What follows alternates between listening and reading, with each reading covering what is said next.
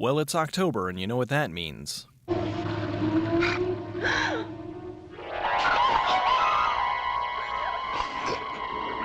That's right.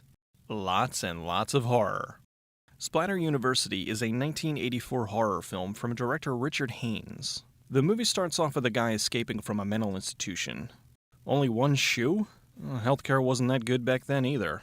The doctors are searching around the hospital for the missing patient. Wait, didn't this guy just walk through here?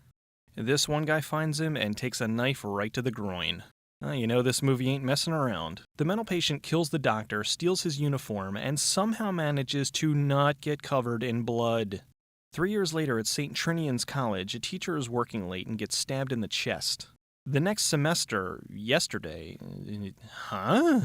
young and cute new teacher Julie is showing up at the college for a job interview. You know, when I'm ogling women, I often pause, take a really long look, and go,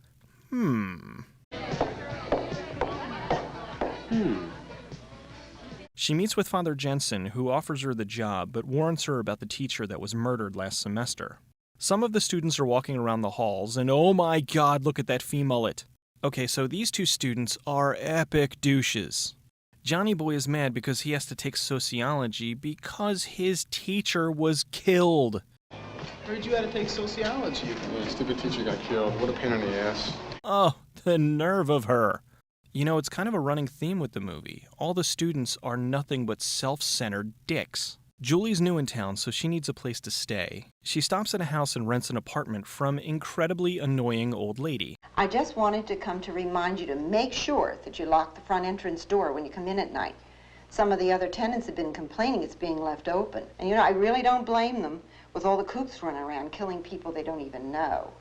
You know, it seems to me if you're going to kill someone, you at least know them real well. A bunch of students meet up in a parking lot to drink beers. This guy is called Wolf.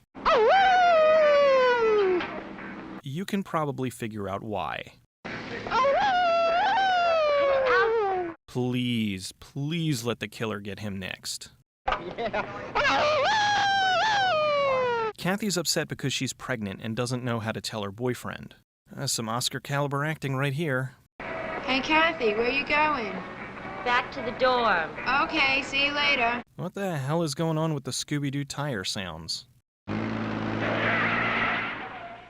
Julie is nervous about her first day teaching, and naturally, the students are assholes. Julie and one of the other teachers, Cynthia, are having lunch and talking about their jobs. As soon as something better opens up, I'm getting out. Well, keep your fingers crossing. Maybe somebody will die somewhere. Right, I'll check the obituaries in tonight's paper. Isn't this just a tad bit morbid considering a teacher was murdered here just a semester ago? Tony is cheating on Doreen with Denise. I hate this guy so much. I have to. Do you have a thing? Of course I got a thing. What do you think I am, a eunuch? I don't mean that thing. I mean a thing. You mean like a rubber band or a prophylactolator? Someone's trying to sneak into the apartment and... What's that? Hey, guy! Okay, whether or not that was intentional, that was freaking funny. So the gang heads to the local bar, and hey, that's the same guy from the mental institution.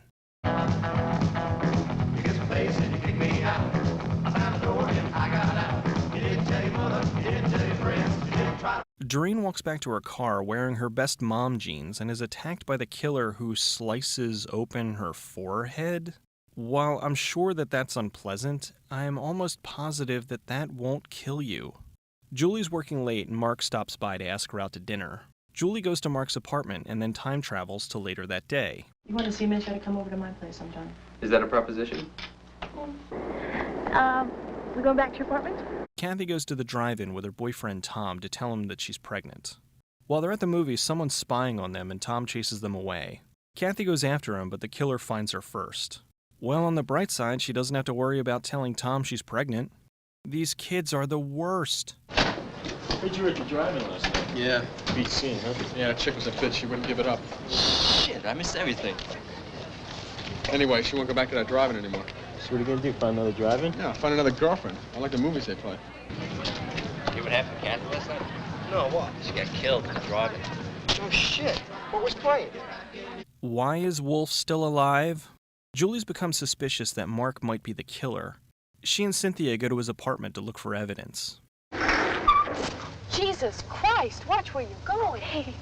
Sergeant Miller commented that the killer apparently has no motive for his attacks. He stated that the killer is While in there, she finds some old newspapers about the killings.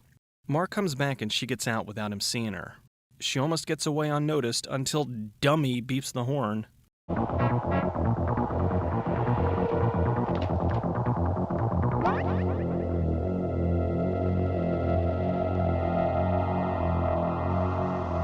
Julie goes back to school and everyone's complaining about how there's a weird smell coming from one of the offices. Julie opens it and finds Cynthia dead. Later, she meets up with Father Jensen. Father Jensen, I only came to school today to tell you that I'm leaving tomorrow. What's troubling you, my dear? Oh, I don't know. I just found my best friend brutally murdered. Why is Wolf still alive? One of the teachers goes to the bathroom and you're in the money. She gets killed. Denise confesses about how she was consoling Tom because of the death of his girlfriend, and the priest is trying really hard to hide his boner. Later at her apartment, Denise is wearing an outfit that just boggles the mind. It's the most awfully mismatched thing I've ever seen, and yet I still find it attractive. She hears a noise in the closet and gets killed. Killers just hang out in closets. Julie's convinced that Mark's the killer, and she calls Father Jansen to tell him that. Jansen goes to the dumpster to get rid of all his used porn. Julie finds out the hard way that Father Jansen's the killer. A knife hidden in a cross. That's different. Julie turns the knife on him and stabs him in the crotch. Mark shows up and is trying to get into the school. Father Jansen's chasing Julie, and he's moving really well for a guy who just got stabbed in the dick. Jansen sneaks up on Julie, and he actually kills her? Really?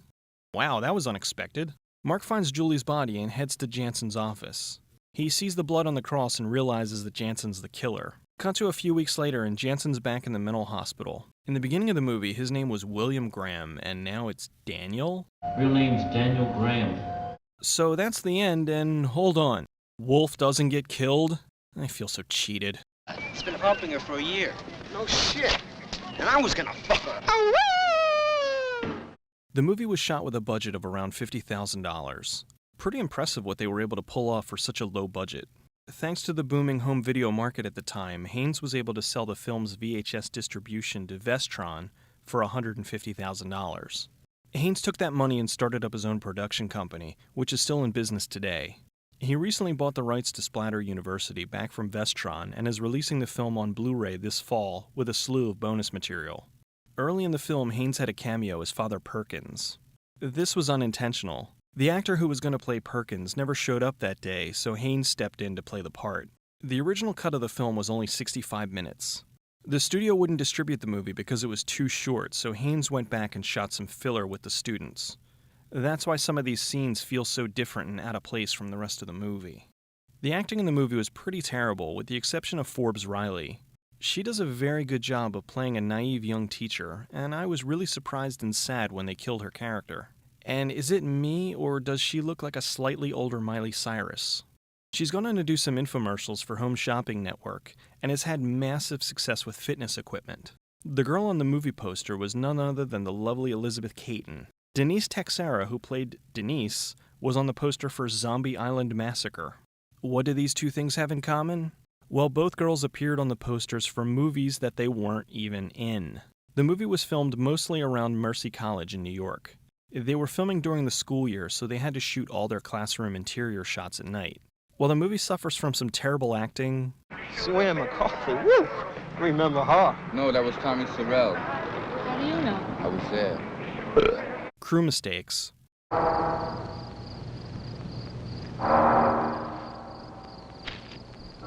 and the god-awful song that gets repeated throughout the whole movie.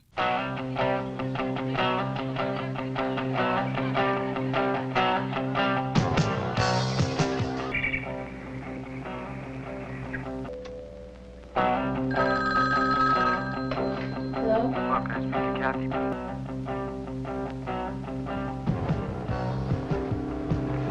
It more than makes up for it in sheer entertainment value. This is a movie that you can sit back and laugh along with. While it never feels scary, it is unpleasant at times. If you're looking for a good, fun horror film to watch over October, you certainly could do a lot worse. What's that? Hey guys, let's party!